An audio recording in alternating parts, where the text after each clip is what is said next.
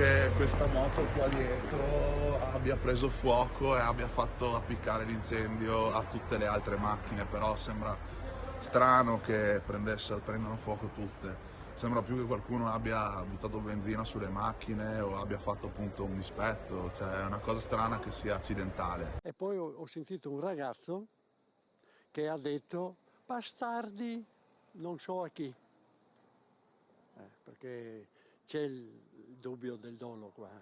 Nessuno in via Brumati a Cervignano crede che l'incendio alle 2 palazzine Ater sia accidentale. Non ci sono indiziati o accuse specifiche, ma la sensazione è che qualcuno abbia voluto dar fuoco a quella moto, da cui sono partite le fiamme, che poi si sono propagate velocemente nel garage del condominio, distruggendo tutto.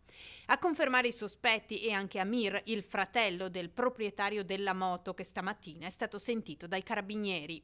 La moto di mio fratello, secondo me sì. Secondo me sì, qualcuno gli ha dato fuoco. Ah, è la moto di tuo fratello? Sì. La moto di mio fratello è nuova, aveva 1000 chilometri, l'aveva appena comprata. Quindi non può essere che ha preso fuoco da un giorno all'altro. Tuo fratello come sta?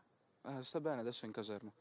Una grossa mano agli investigatori la darà il video della sorveglianza esterna dell'agenzia assicurativa che si trova di fronte all'edificio. Una sola telecamera, ma con l'inquadratura giusta, proprio sull'area dove è parcheggiata la moto incriminata. Il video è ovviamente già nelle mani dei carabinieri, che al momento non fanno trapelare nessun dettaglio. I vigili del fuoco hanno perlustrato in lungo e in largo lo spazio carbonizzato tra gli scheletri delle auto. Le indagini sono in corso, ma la sensazione di dolo nella zona è unanime.